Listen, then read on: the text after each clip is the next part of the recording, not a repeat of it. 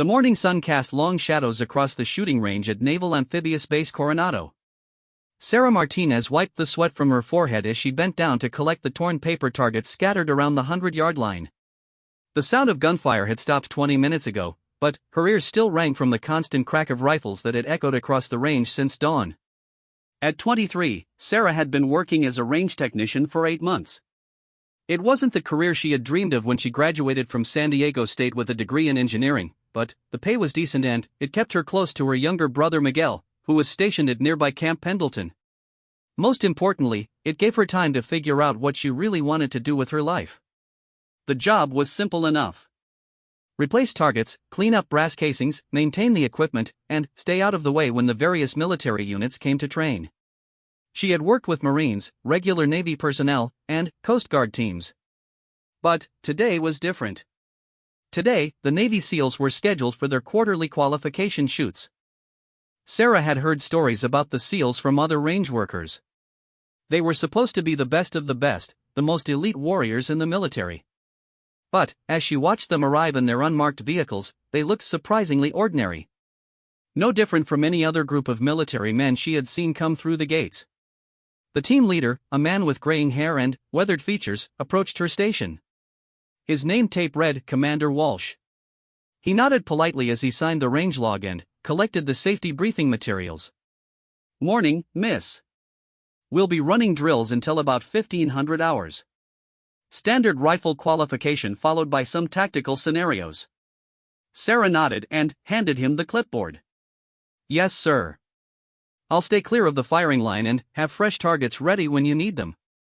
As the SEALs began their warm-up drills, Sarah retreated to her small equipment shed at the back of the range. Through the window, she watched them move with a precision that was different from other units. Every movement was calculated, efficient. When they fired, the groupings on the targets were impossibly tight. Around noon, during a break in the training, one of the younger SEALs approached her shed. He was tall and lean, with kind eyes that contrasted with the intensity she expected from someone in his position.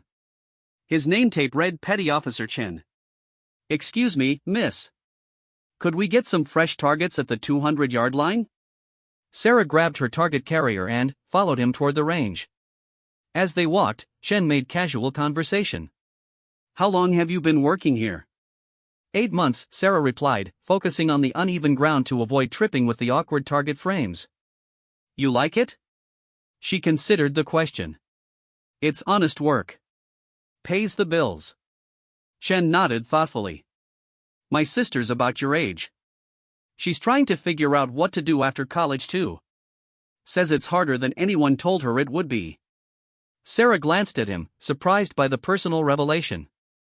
She had expected SEALs to be all business, not the type to chat about family during training breaks. When they reached the target line, Sarah began the familiar process of removing the shot-up paper targets and replacing them with fresh ones. The holes in the old targets told the story of the morning's training. Most shots were clustered in the center rings, with very few strays. "Impressive shooting," she commented, holding up a target that had barely any white space left in the bullseye area. "It's what we do," Chen said simply. "But shooting paper is the easy part. The hard part is making those shots count when everything's going wrong around you." As Sarah stapled new targets to the frames, she became aware of a commotion behind them. She turned to see Commander Walsh talking animatedly with another SEAL, pointing toward a building complex about 800 yards away. "What's happening?" she asked Chen. He squinted toward the buildings, then pulled out binoculars from his tactical vest. After a moment, his expression grew serious. "Looks like we've got uninvited guests on the base perimeter. Could be nothing, but, in our line of work, we don't assume anything is nothing." Sarah followed his gaze but couldn't make out anything unusual at that distance. To her, the building complex looked the same as it had that morning. Commander Walsh's voice carried across the range as he called his team together. "Gentlemen, we're switching to a live scenario. Intel suggests possible reconnaissance activity near the fuel depot. Could be photographers, could be something more serious." The casual atmosphere of the training session evaporated instantly. The SEALs moved with sudden urgency, checking weapons and adjusting equipment. Sarah found herself caught in the middle of their preparations, unsure whether to retreat to her shed or stay to help with the targets. "Miss Martinez," Commander Walsh called to her. "We're going to need you to clear the range and lock down the equipment. Standard security protocol." Sarah nodded and began gathering her tools, but, as she worked, she couldn't help but watch the SEALs prepare for what might be a real threat. One of them was setting up a long-range rifle on a bipod, adjusting the scope with mechanical precision. Others were studying maps and coordinating with someone on a radio. Chen appeared beside her again. "You should head back to the main building. This might take a while to sort out." But, as Sarah loaded her equipment cart, she noticed something that made her stop. One of the SEALs was having trouble with his rifle scope. He was repeatedly adjusting it, taking test shots at a target, and shaking his head in frustration. "Scope's off," she heard him mutter to Chen. "Can't get a consistent zero at this distance." Sarah had grown up around firearms. Her father had been a competitive shooter, and she had spent countless weekends at shooting ranges throughout her childhood. She recognized the symptoms of a scope with a loose mounting system. "Excuse me," she said, approaching the frustrated SEAL. "I couldn't help but notice you're having scope trouble." The man looked up, annoyed. "Yeah, and we don't have time to send it to the armorer." Sarah hesitated, then spoke up. "Mind if I take a look? I might be able to help." The SEAL, whose name tape read Torres, looked skeptical. "No offense, but this is precision equipment. One mistake and the whole scope system is worthless." "I understand," Sarah said. "But I've been around rifles my whole life. My dad taught me to tune competition scopes. If it's what I think it is, it's a 5-minute fix."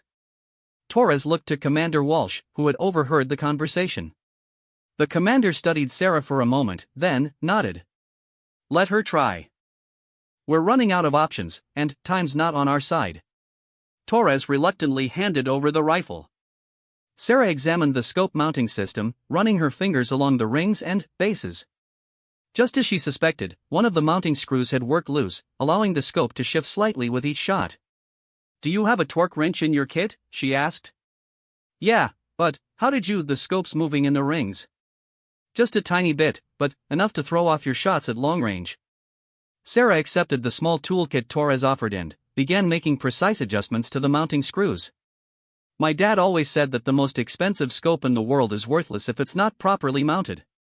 As she worked, the other SEALs gathered around, watching with curiosity and growing respect. Sarah was aware of their attention, but she focused on the task, applying exactly the right amount of torque to each screw in a specific sequence her father had taught her years ago. "There," she said, handing the rifle back to Torres. "Try it now." Torres shouldered the weapon and aimed at a target 200 yards away. His first shot hit dead center. The second shot nearly touched the first. The third shot completed a triangle smaller than a quarter. "Well, I'll be damned," Torres said, lowering the rifle and looking at Sarah with new appreciation. Commander Walsh stepped forward. "Outstanding work, Martinez. Torres, you're good to go." But before Torres could move toward his position, another SEAL jogged up to the group. "Commander, we've got positive identification on the subjects near the fuel depot. Definitely not supposed to be there, and they've got camera equipment with telephoto lenses." The situation had escalated from possible to probable threat. Commander Walsh studied the distant buildings through his binoculars, then looked at Torres. "Can you make the shot from here?" Torres shouldered his rifle again and studied the target area through his scope. "It's a long shot, sir. 800 yards, and I need to thread it between those buildings to get a clear sight line." "What about from the water tower?" suggested Chen, pointing to a structure halfway between the range and the target area. Walsh shook his head. "Too exposed, and it would take too long to get into position. If these guys are what I think they are, they won't stick around long enough for us to relocate." Sarah found herself studying the same distant buildings, her mind automatically calculating angles and distances the way her father had taught her during their hunting trips in the mountains of Colorado. She could see what the SEALs were facing. The shot was possible from the range, but it required threading the bullet through a narrow gap between buildings while accounting for wind drift and the natural arc of the bullet over that distance. "What if you adjusted your position about 50 yards to the left?" she found herself saying. "From the elevated platform near the equipment shed?" The SEALs turned to look at her, and Sarah immediately felt self-conscious about inserting herself into military tactical planning. "I'm sorry," she began. "I didn't mean to." "No, continue," Commander Walsh said. "What do you see?" Sarah pointed toward the platform she had mentioned.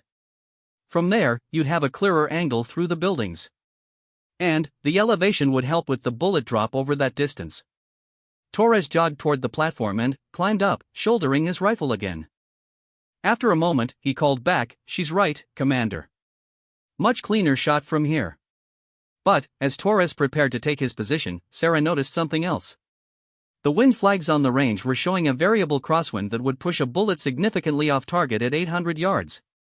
"The wind's going to be a factor," she called up to Torres. "It's gusting from about 10 o'clock, maybe 8 to 12 miles per hour." Torres glanced down at her, surprised. "You can read wind?" "My dad taught me. For long-range shooting, wind's usually more important than distance." Commander Walsh was watching this exchange with growing interest. "Torres, what's your read on the wind?" "Honestly, sir, I'm getting mixed signals from up here. The flags down on the range show one thing, but I can see trees moving differently near the target area."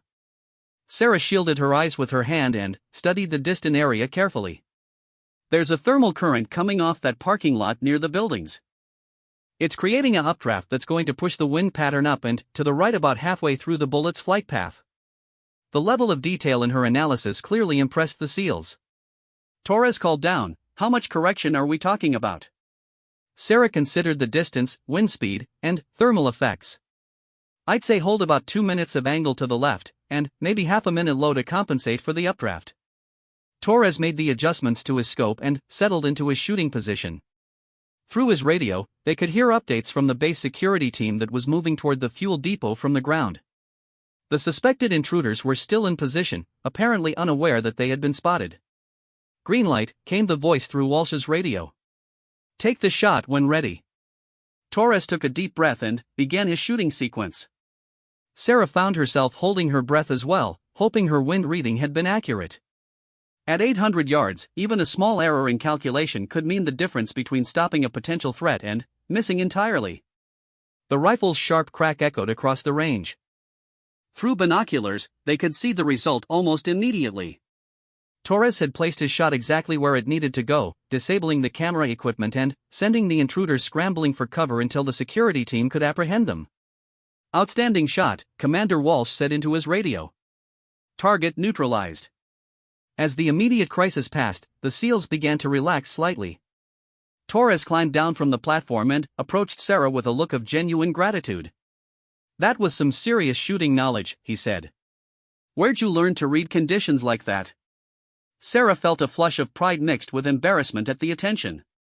"My father was a competitive long-range shooter. He took me to matches all over the Southwest when I was growing up. Said the only way to really understand ballistics was to practice in every kind of condition nature could throw at you." Commander Walsh joined the conversation. "Martinez, that was impressive work today. Both the scope repair and the tactical analysis." "Thank you, sir. I'm just glad I could help." Walsh studied her for a moment. "Mind if I ask what your background is?" "That wasn't amateur-level knowledge you demonstrated." Sarah explained her engineering degree and her family's shooting background. As she talked, she could see the wheels turning in the commander's mind.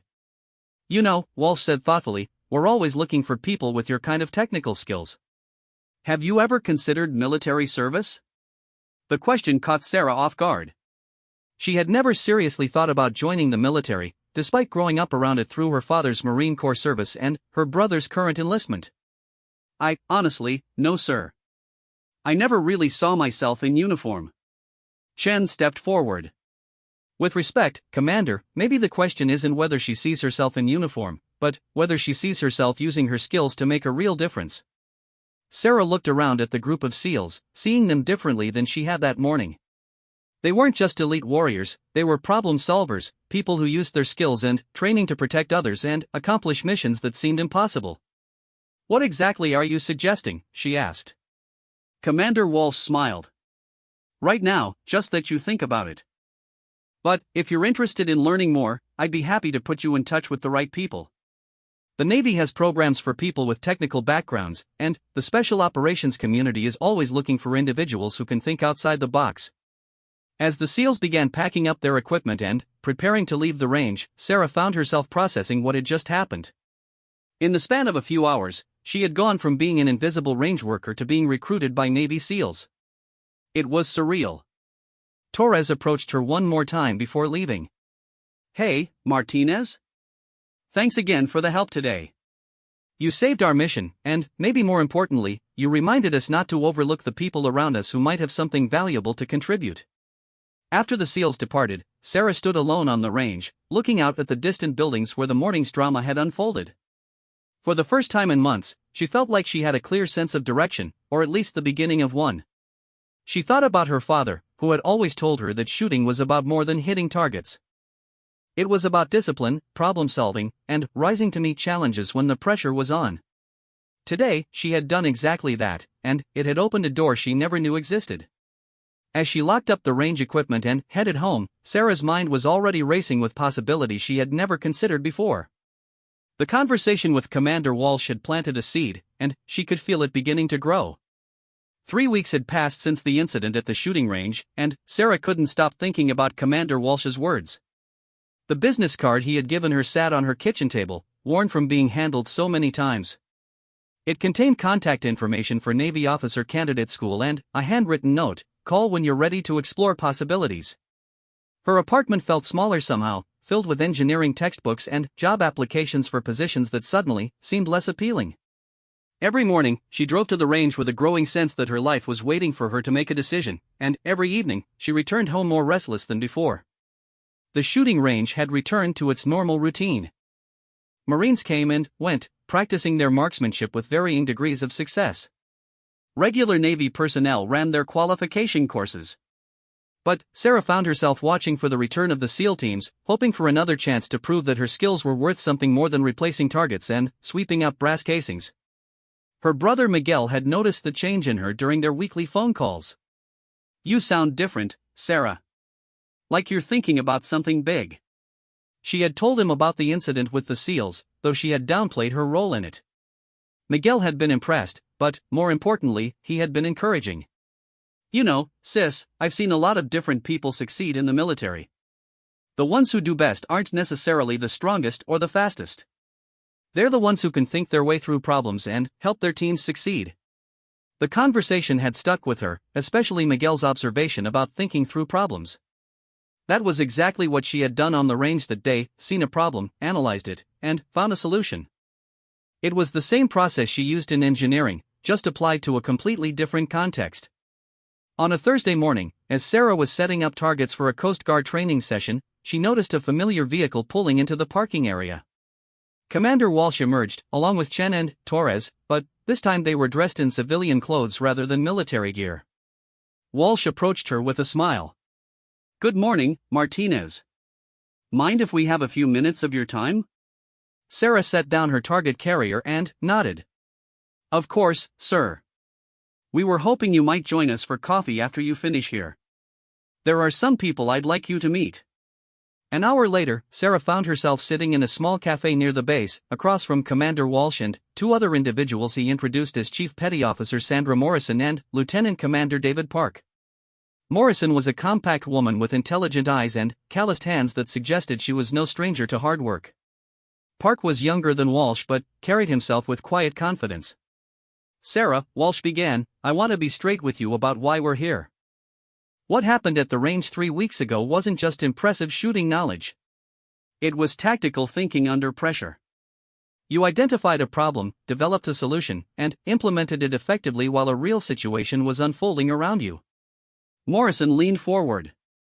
"I've been in special operations for 12 years, and I can count on one hand the number of times I've seen someone with no military training contribute meaningfully to an active mission the way you did." Sarah felt a mixture of pride and uncertainty. "I appreciate that, but I still don't understand why." "Because we want to offer you an opportunity," Park interrupted gently.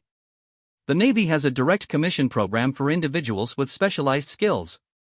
Engineers, doctors, lawyers, people whose expertise is needed in the fleet." Walsh nodded. "But, more specifically, we want to talk to you about the Naval Special Warfare community. Not as a SEAL, that requires a different path, but as someone who could support special operations missions using your technical skills and analytical thinking. Morrison pulled out a tablet and showed Sarah photos of various naval facilities and operations. Special warfare units need people who can solve complex problems quickly. Equipment specialists, tactical analysts, mission planners. People who understand both the technical and practical sides of what we do. The conversation continued for over an hour. They explained training programs, career paths, and the types of missions Sarah might support.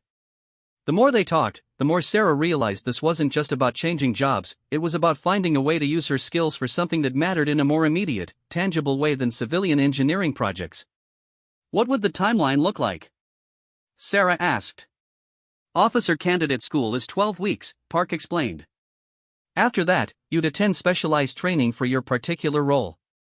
The whole process would take about 8 months before you were assigned to an operational unit. Sarah thought about the engineering job interviews she had been going on, sitting in corporate offices discussing projects that felt disconnected from any real impact. Then, she thought about the feelings she had experienced on the range, seeing her knowledge contribute directly to mission success. Can I ask you something? Sarah said to Morrison. What made you choose this path? Morrison smiled. I was a civilian contractor working on communication systems for the military. Good pay, interesting technical challenges, but something was missing. I wanted to be part of the solution, not just someone who provided tools for other people to use. The parallel to Sarah's own situation was unmistakable. She was providing range services for people who were doing meaningful work, but she wasn't really part of that work herself. Torres, who had been mostly quiet during the conversation, spoke up. You saved our mission that day, Martinez. But, more than that, you showed us how someone with the right knowledge and attitude can make a difference even when they're not officially part of the team. Imagine what you could accomplish if you were actually part of the team. As they prepared to leave the cafe, Walsh handed Sarah a folder. These are information packets about the various programs we discussed. Take your time looking them over. Talk to your family, think about what you want your life to look like in 5 years. How long do I have to decide? Sarah asked. The next officer candidate school class starts in 2 months, Park said. But, there's no pressure. This has to be your decision, made for your own reasons. That evening, Sarah spread the contents of the folder across her kitchen table. There were brochures about officer candidate school, information about special warfare support roles, and testimonials from other direct commission officers who had made similar career transitions. One document particularly caught her attention, a description of the Naval Special Warfare Development Group's Technical Support Division. The unit worked on developing and testing new equipment and tactics for SEAL teams. It combined engineering expertise with tactical knowledge, requiring people who could understand both the theoretical and practical aspects of special operations. Sarah called her father that night, something she rarely did on weekdays. Dad, I need to ask you something about why you joined the Marines. Her father was quiet for a moment. That's going back a long time, sweetheart. What's got you thinking about ancient history? Sarah explained the events of the past few weeks, from the incident at the range to the conversation with the SEAL officers. Her father listened without interrupting, asking only a few clarifying questions. You know, he said finally, I joined the Corps because I wanted to be part of something bigger than myself. The shooting skills I taught you were just tools. The important part was learning how to use those tools to help your team succeed. But, what if I'm not cut out for military life? What if I can't handle the pressure? Her father chuckled. Sarah, you just spent an hour helping Navy SEALs complete a real-world mission. You handled pressure just fine. The question isn't whether you can handle military life, the question is whether military life can offer you what you're looking for. After hanging up, Sarah sat at her kitchen table, looking at the business card Commander Walsh had given her. For the first time since graduating college, she felt like she was facing a decision that could fundamentally change the direction of her life. The next morning at the range, Sarah found herself paying attention to details she had previously overlooked. She noticed how different military units approached their training, the levels of precision they achieved, and the way they communicated during exercises. She began to imagine herself not just as someone who supported these activities, but as someone who could contribute to planning and improving them. During her lunch break, Sarah walked to the water tower platform where Torres had taken his shot 3 weeks earlier. From that elevated position, she could see across the entire base, the training facilities, the operational buildings, the harbor where naval vessels came and went on missions she could only imagine. Standing there, Sarah realized that her decision was already made. She had been thinking about it in terms of choosing between her current life and military service, but that wasn't really the choice at all. The choice was between staying in a comfortable situation that wasn't fulfilling her potential and accepting a challenge that could lead to something meaningful. That afternoon, Sarah called the number on Commander Walsh's business card. Officer Candidate School Information, this is Petty Officer Williams. Hello, this is Sarah Martinez. I was given this number by Commander Walsh. I'd like to schedule an appointment to discuss the Direct Commission Program. Certainly, Miss Martinez. Commander Walsh mentioned you might be calling. Are you available for an appointment tomorrow afternoon? Yes, Sarah said, surprised by the certainty in her own voice. I'm ready to move forward. The appointment was set for 2 o'clock the following day. After hanging up, Sarah felt a mixture of excitement and nervousness that she hadn't experienced since her college graduation. The difference was that this time, she felt like she was moving towards something specific rather than just away from something she didn't want. That evening, Miguel called unexpectedly. I've been thinking about our conversation last week, he said. About you sounding different. I think I know what it is, you sound like someone who's found their direction. Sarah looked around her apartment, seeing it with fresh eyes. In 2 months, if everything went according to plan, she would be at Officer Candidate School in Rhode Island, beginning a completely new chapter of her life. I think you're right, she told her brother. For the first time in a long time, I know where I'm heading. Dad called me after you talked to him last night. He's proud of you, you know. Says you reminded him why he always believed in you. After ending the call with Miguel, Sarah opened her laptop and began researching Officer Candidate School in earnest. She read about the physical training requirements, the academic coursework, and the leadership challenges candidates faced. Instead of feeling intimidated, she felt energized by the prospect of proving herself in an entirely new environment. She thought about the moment 3 weeks ago when Torres had handed her his rifle and stepped aside, trusting her expertise despite having just met her. That act of trust had changed something fundamental in how she saw herself and her capabilities. Now it was time to step forward and see where those capabilities could take her. The next morning, as Sarah prepared for her appointment with the Navy recruiters, she felt like she was getting ready for the most important meeting of her life. In many ways, she was. The decision to explore military service represented more than just a career change, it was a commitment to challenge herself in ways she never had before and to use her skills in service of something larger than her personal goals. Standing in front of her mirror, adjusting her best professional outfit, Sarah Martinez looked like someone who was ready to take on whatever came next. The uncertain college graduate who had taken a temporary job at the shooting range 8 months ago was still there, but she was no longer the person making the decisions. That person was someone who had proven herself under pressure, earned the respect of elite military professionals, and decided to bet on her own potential rather than settling for the comfortable and familiar. As she drove toward the recruitment office, Sarah thought about the journey that had brought her to this moment. It had started with something as simple as changing targets and had led to an opportunity she never could have imagined. Sometimes life's biggest changes began with the smallest actions, and sometimes the most important decisions were the ones that initially seemed impossible. Officer Candidate School at Naval Station Newport felt like stepping into a different world. Sarah had expected the physical challenges, the strict schedules, and the constant evaluation. What she hadn't anticipated was how quickly she would begin to think differently about herself and her capabilities. The first few weeks had been brutal. 5:30 morning reveille, physical training that pushed her beyond anything she had experienced, academic classes that required her to absorb vast amounts of naval history and procedures, and leadership exercises that tested her ability to make decisions under stress. Several candidates had already dropped out, unable or unwilling to meet the demands of the program. But Sarah discovered something unexpected about herself during those challenging weeks. The engineering mindset that had served her well in college translated perfectly to military training. She approached physical fitness like a technical problem, analyzing her weaknesses and developing systematic approaches to improvement. She studied naval procedures with the same methodical attention she had once applied to circuit designs. Most importantly, she found that the leadership challenges felt familiar. They required the same kind of quick thinking and problem-solving she had demonstrated on the shooting range that day with the SEALs. Her company officer, Lieutenant Commander Rachel Torres, no relation to the SEAL she had helped, had noticed Sarah's progress during the weekly evaluation meetings. "Martinez, you came here as a direct commission candidate, which means you're older and more experienced than most of our college graduate candidates.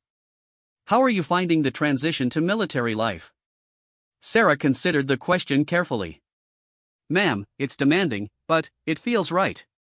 I'm using skills I already had in new ways, and I'm developing capabilities I didn't know I possessed." Torres nodded approvingly. "Your class ranking reflects that. You're in the top 10% academically, and your leadership scores have been consistently high.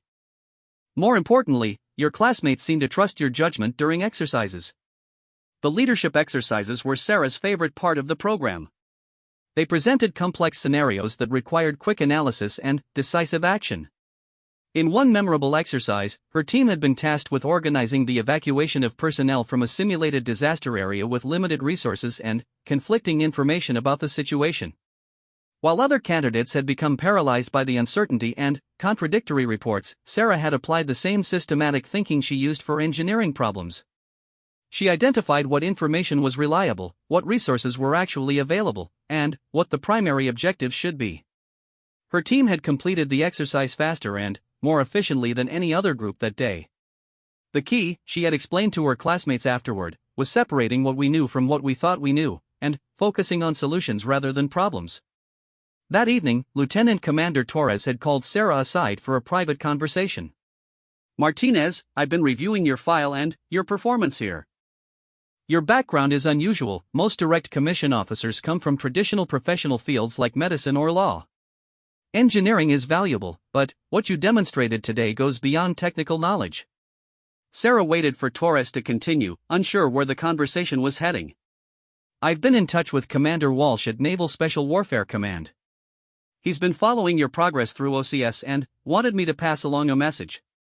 There's a position opening up in the NSW development group that might be perfect for someone with your combination of technical background and tactical thinking." The NSW development group was the unit Sarah had read about during her research before joining the Navy. It was responsible for developing and testing new equipment and procedures for SEAL teams, working at the intersection of engineering and special operations. "What would that involve, ma'am?" "You'd be assigned to a team that works directly with operational SEAL units to solve technical challenges they encounter in the field. Equipment modifications, tactical problem solving, testing new technologies. It's not a traditional engineering role. You'd be expected to understand the operational requirements as well as the technical specifications." Torres handed Sarah a folder similar to the one Commander Walsh had given her months earlier. "This contains information about the program and application requirements. If you're interested, you could interview for the position during your final weeks here at OCS." That night, Sarah lay in her narrow bunk, listening to the sounds of her classmates settling in for sleep, and thought about the path that had brought her here. 6 months ago, she had been a range technician with an engineering degree and no clear direction for her life. Now she was excelling in one of the Navy's most challenging training programs and being considered for a specialized role in special operations. The transformation hadn't happened overnight. It had been built through months of pushing herself beyond her comfort zone, learning to think like a military officer, and discovering that her technical skills were even more valuable when combined with tactical understanding and leadership ability. Sarah opened the folder Torres had given her and began reading about the NSW Development Group. The unit worked on projects ranging from improving communication systems for underwater operations to developing new types of protective equipment for high-risk missions. But what caught her attention most were the testimonials from officers who had served in the unit. "The work requires someone who can think like an engineer and operate like a warrior," one testimonial read. "You're not just designing equipment, you're solving problems that can mean the difference between mission success and failure." Another officer had written, "The most rewarding aspect of the job is seeing your work make a direct impact on operational effectiveness. When a team comes back from a mission and tells you that the equipment modification you developed helped them accomplish their objectives safely, that's when you know you're making a difference." Over the next few weeks, Sarah threw herself into her OCS training with renewed intensity. She knew that if she was going to be considered for the NSW position, she needed to graduate at the top of her class and demonstrate consistent leadership ability. The opportunity came during a complex multi-day exercise that simulated a crisis response scenario. Sarah's class was divided into teams and given command of different aspects of the response operation. Sarah found herself leading the logistics team, responsible for coordinating the movement of personnel and equipment under simulated combat conditions. The exercise was designed to be overwhelming. Information came in constantly, requirements changed without notice, and team leaders had to make critical decisions with incomplete data. Several teams became bogged down in analysis, unable to act decisively when the situation demanded immediate responses. Sarah approached the challenge the same way she had approached the wind reading exercise on the shooting range months earlier. She identified the most critical requirements, established priorities, and focused on solutions that could be implemented quickly with available resources. When one team reported that their primary objective was impossible due to equipment failures, Sarah's logistics team had already identified alternative approaches and had the necessary resources positioned to implement them. When communication systems failed during a critical phase of the exercise, Sarah had established backup procedures that kept the operation moving forward. By the end of the exercise, Sarah's team had not only completed their assigned objectives but had provided crucial support that enabled other teams to succeed as well. More importantly, she had demonstrated the kind of adaptive leadership that military operations required. Colonel Patricia Webb, the senior officer overseeing the exercise, called Sarah aside during the post-exercise debrief. "Martinez, that was exceptional leadership under pressure. You didn't just manage your assigned responsibilities, you anticipated problems and positioned your resources to support the overall mission success." "Thank you, ma'am. I tried to think about what the mission required rather than just what my team was supposed to do." Colonel Webb nodded approvingly. "That's exactly the kind of thinking we need in special operations support roles. Officers who can see the big picture and adapt their approach to serve the larger mission." Webb handed Sarah an official-looking document. "This is a formal nomination for early graduation and direct assignment to Naval Special Warfare Command. If you're interested in the NSW Development Group position, this nomination will allow you to interview immediately after graduation rather than waiting for the normal assignment cycle." Sarah felt a surge of excitement and nervousness. Everything was happening faster than she had expected, but that seemed to be the nature of military life. Opportunities appeared suddenly and had to be seized quickly or lost. "I'm very interested, ma'am. What would the next steps be?" "Complete your final 2 weeks of OCS, graduate with your class, and report to Naval Special Warfare Command for interviews and specialized training. If you're selected for the NSW Development Group, you begin work immediately with SEAL teams preparing for upcoming deployments." That evening, Sarah called her father to share the news. She had been updating him regularly on her progress through OCS, and he had been consistently supportive and proud of her achievements. "Dad, it looks like everything is falling into place even faster than I expected." Her father was quiet for a moment before responding. "Sarah, I want you to know how proud I am of what you've accomplished. But, more than that, I'm proud of who you've become. You've taken skills and knowledge and transformed them into something that will make a real difference." "It's scary how quickly everything is changing," Sarah admitted. 6 months ago, I was just trying to figure out what to do with my life." "Sometimes that's how the best opportunities come," her father said. "They don't announce themselves or give you time to prepare. They require you to trust yourself and step forward into uncertainty." As Sarah prepared for her final weeks at OCS, she reflected on her father's words. Every major step in this journey had required her to trust her abilities and take risks she wouldn't have considered before. From speaking up on the shooting range to applying for OCS to accepting the nomination for specialized assignment, each decision had led to opportunities she couldn't have imagined. The young woman who had been changing targets 8 months ago was still part of who she was, but she was no longer the person making the decisions. That person had been replaced by someone who understood her own capabilities, trusted her judgment under pressure, and was ready to take on whatever challenges came next. With 2 weeks remaining until graduation, Sarah Martinez was no longer wondering what she would do with her life. She was preparing to find out how much she could accomplish when her skills were applied to their fullest potential in service of something that truly mattered. The transformation was complete, but the real work was just beginning. Soon she would be working directly with the same elite warriors who had first recognized her potential, contributing to missions that required the perfect combination of technical expertise and tactical understanding. For the first time in her life, Sarah felt like she was exactly where she was supposed to be, doing exactly what she was meant to do. The feeling was both exhilarating and humbling, knowing that she had found not just a career, but a calling that would challenge and fulfill her for years to come. 2 years later, Lieutenant Sarah Martinez stood in the briefing room at Naval Special Warfare Command, surrounded by maps, technical diagrams, and communication equipment that would have seemed impossibly complex during her days as a range technician. Today, she was leading a mission planning session for a SEAL team preparing for a high-risk operation in hostile territory. The team leader sitting across from her was none other than Torres, now a chief petty officer, who had been promoted after completing several successful deployments. The irony wasn't lost on either of them. The woman who had once fixed his rifle scope was now responsible for ensuring his team had the technical support they needed for their most challenging missions. "Lieutenant Martinez," Torres said with a slight grin, "what do you have for us?" Sarah activated the wall display, showing a detailed satellite image of the target area. "Your primary challenge is going to be communication. The target facility is in a natural depression surrounded by hills that will block standard radio frequencies.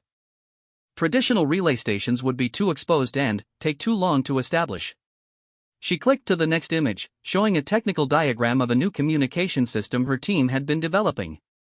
"We've modified the standard tactical radio package with a mesh network capability.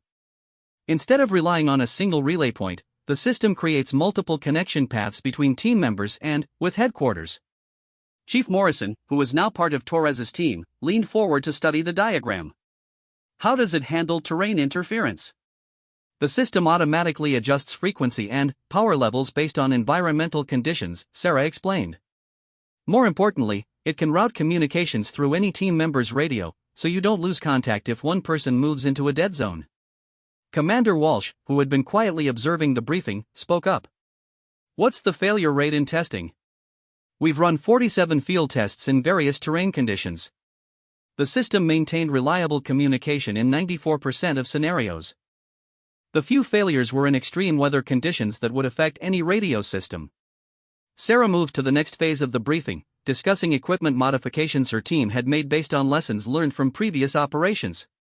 Each change was small but significant: improved night vision mounting systems that reduced weight and increased durability, modifications to protective gear that enhanced mobility without sacrificing protection, and weapons accessories that had been refined based on feedback from operators in the field. "The key thing to remember," Sarah said as she concluded the technical portion of the briefing, "is that all of this equipment has been tested and refined by people who understand exactly what you'll be facing out there. Every modification was made because an operator like yourselves identified a problem and worked with us to develop a solution." Torres nodded approvingly. "That's what I remember about working with Lieutenant Martinez from the beginning. She understands that the equipment has to work for the mission, not the other way around." After the formal briefing, the team spent another hour going through hands-on training with the new equipment. Sarah watched as the SEALs tested each system, asking detailed questions about capabilities and limitations. Their professionalism and attention to detail continued to impress her, even after 2 years of working with special operations units. As the team prepared to leave for their mission, Chief Morrison approached Sarah privately. "Lieutenant, I wanted to thank you for the work your team did on the communication system. I know how much time and effort went into developing that capability. It's what we're here for, Chief. How are you feeling about the mission?" Morrison considered the question. "Confident. Having reliable communication makes everything else possible. When we know we can coordinate effectively and call for support if needed, we can focus on accomplishing the mission objectives." After the team departed, Sarah remained in the briefing room, reviewing mission plans and thinking about the path that had brought her to this moment. The transformation from range technician to naval special warfare officer still sometimes seems surreal, but it had been built through countless hours of hard work, continuous learning, and a willingness to take on increasingly challenging responsibilities. Her role in the NSW development group had evolved significantly over the past 2 years. She had started as a junior officer focused primarily on equipment testing and modification. Now she led a team of technicians and engineers, coordinated with operational units planning complex missions, and was responsible for developing solutions to problems that didn't yet exist. The work was exactly what she had hoped for when she first decided to join the Navy. Every project had a direct impact on mission effectiveness and operator safety. When her team developed a new piece of equipment or solved a technical problem, she could see the results in successful missions and in the confidence of the operators who relied on that equipment. Sarah's phone buzzed with a text message from her brother Miguel, who was now a sergeant at Camp Pendleton. Saw the news about the successful operation in the Pacific. Proud of my big sister who's supporting the good guys. The mission Miguel was referring to had taken place 3 weeks earlier. A SEAL team had successfully extracted hostages from a hostile situation using equipment that Sarah's team had developed. The operation had been classified, but Miguel had military connections that allowed him to piece together the general details. Sarah typed back, "Just doing my job. How's the new assignment treating you?" "Can't complain. Though I have to say, having a sister who works with Navy SEALs has definitely improved my reputation around here." Sarah smiled as she put her phone away. The relationship with her brother had evolved as well over the past 2 years. He had been supportive from the beginning, but now there was a mutual respect between them as military professionals.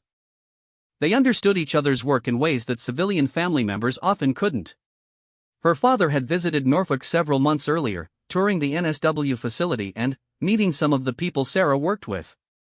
Seeing him interact with Torres and the other SEALs had been a special moment, a former Marine connecting with current Navy operators, sharing stories and experiences that transcended service rivalries. "You know what impresses me most about your daughter?" Torres had told her father during that visit. "It's not just her technical expertise, though that's exceptional. It's her ability to understand what we need before we even know we need it. She thinks like an operator, not just like an engineer." That comment had meant more to Sarah than any official recognition or performance evaluation. It represented the synthesis she had been striving for since joining the Navy, combining her technical background with tactical understanding to become something more valuable than either skill set alone. As Sarah prepared to leave the office that evening, Commander Walsh stopped by her workspace. "Martinez, do you have a few minutes? I wanted to discuss a new opportunity with you." They walked to Walsh's office, where he gestured for Sarah to take a seat across from his desk. The office walls were covered with photos from various operations and certificates recognizing the unit's achievements over the years. "You've been with the NSW Development Group for 2 years now," Walsh began. "Your performance has been outstanding, and you've demonstrated exactly the kind of leadership and technical expertise we hoped for when we recruited you." Sarah sensed that something significant was coming. "Thank you, sir. It's been the most rewarding work I've ever done." Walsh nodded. "I'm glad to hear that, because I want to talk to you about taking on additional responsibilities. We're establishing a new position, Special Operations Technology Integration Officer. The role would involve working directly with multiple special operations units across all service branches, coordinating technology development and sharing solutions between different communities." The scope of the position was broader than anything Sarah had previously considered. Instead of working primarily with Navy SEALs, she would be coordinating with Army Special Forces, Air Force Special Operations, and Marine Force reconnaissance units. The position would require additional training and temporary assignments with different units to understand their specific requirements and capabilities. It would also involve some travel to forward operating bases to see how equipment performs in actual operational environments. Sarah felt a familiar mix of excitement and nervousness. Once again, she was being offered an opportunity to expand her role and take on new challenges that would test her abilities in unfamiliar contexts. "What kind of timeline are we looking at for this transition?" she asked. "The position would begin in 6 months, which would give you time to complete current projects and begin the specialized training. The first assignment would be a 3-month rotation with an Army Special Forces unit, followed by similar rotations with other services." Walsh leaned forward slightly. "Sarah, I want you to understand something. This position is being created specifically because of the work you've done here and the relationships you've built with operational units. You've demonstrated the ability to bridge the gap between technical expertise and tactical requirements in ways that very few people can." As Sarah drove home that evening, she thought about the conversation with Commander Walsh and the opportunity he had presented. The position would represent another significant step in her career development, expanding her influence and responsibilities beyond what she had imagined possible when she first joined the Navy. But, more than career advancement, the opportunity represented a chance to apply her skills and experience to an even broader range of challenges.